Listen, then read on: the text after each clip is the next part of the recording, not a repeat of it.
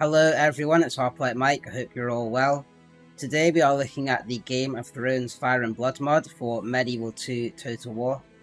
The mod itself has several scenario campaigns that cover different time periods, but the one we are going to focus on is the Dance of the Dragons, as this follows the events of the House of the Dragon show that is premiering today. I'm going to try and do this as much as possible without spoilers, but I should note that the campaign starts slightly later than the TV series, so in order to explain the starting positions, I will need to spoil part of the show. However, I will put that in brackets for the sections where there will be spoilers. For the next section in particular, there will be, because I'm going to explain the initial situation. There are 20 playable factions, but the two Targaryen factions are the main protagonists in the Dance of the Dragons. The campaign starts in 129 AC, which is just after the death of King Viserys Targaryen. His death sparked a civil war in the Targaryen family, as two of his children claimed the throne on his death. The two claimants are Rhaenyra and Aegon II.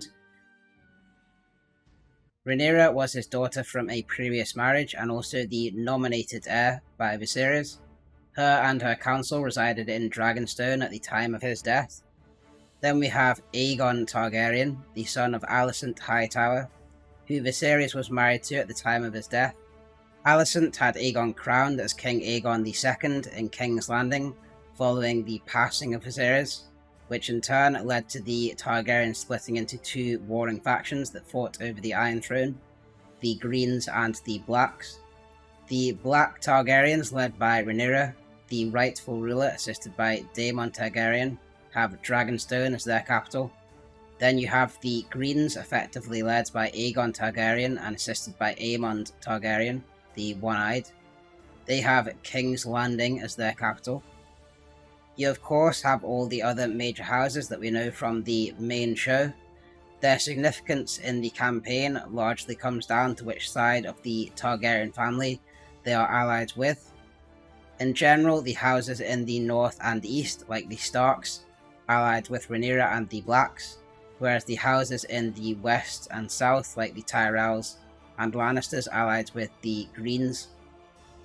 This campaign starts right in the thick of it, with the Blacks ready to launch an attack on King's Landing.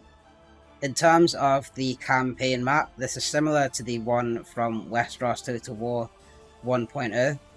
The most important locations for this mod are King's Landing and Dragonstone, being the respective capitals for the two Targaryen factions, although we do of course have other notable settlements from this period, such as Harrenhal. Then there are some of the settlements you might know from the original show, like Casterly Rock, Winterfell and Highgarden. Most notable settlements do have their own custom models, as well as unique siege maps, which increases that immersion even further. Unit recruitment is location based, in that most regions will give access to units pertaining to that particular area. And then lastly, we do have the dragons from the era as well. They actually spawn in on turn 2, so they're not there at the start of the game. But for example, we do have Caraxes, who is the dragon of Daemon Targaryen.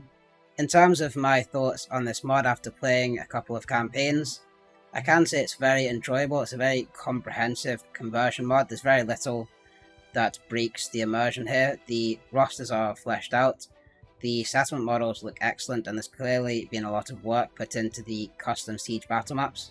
All around, it is a fantastic experience. The only minor issues I would say is just that there are certain characters from later eras that appear in this campaign when they shouldn't, and some of the general portraits don't line up with the names of the characters. However, it's only really a minor point. In terms of actual gameplay, what I would say is if you are playing as one of the Targaryen factions, which I assume you would be given the actual scenario for this campaign, the allies don't really have much of an impact on the campaign.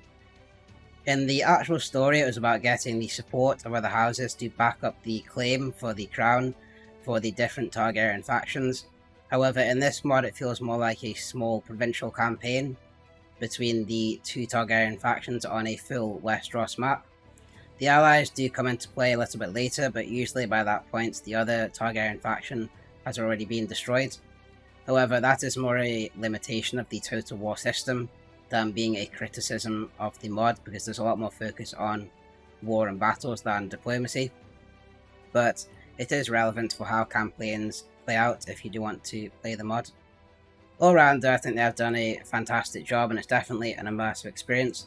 I will leave a link to the mod in the description. I hope you give it a go. But that's going to be it for this one. I hope you enjoyed it, and I'll see you on the next one.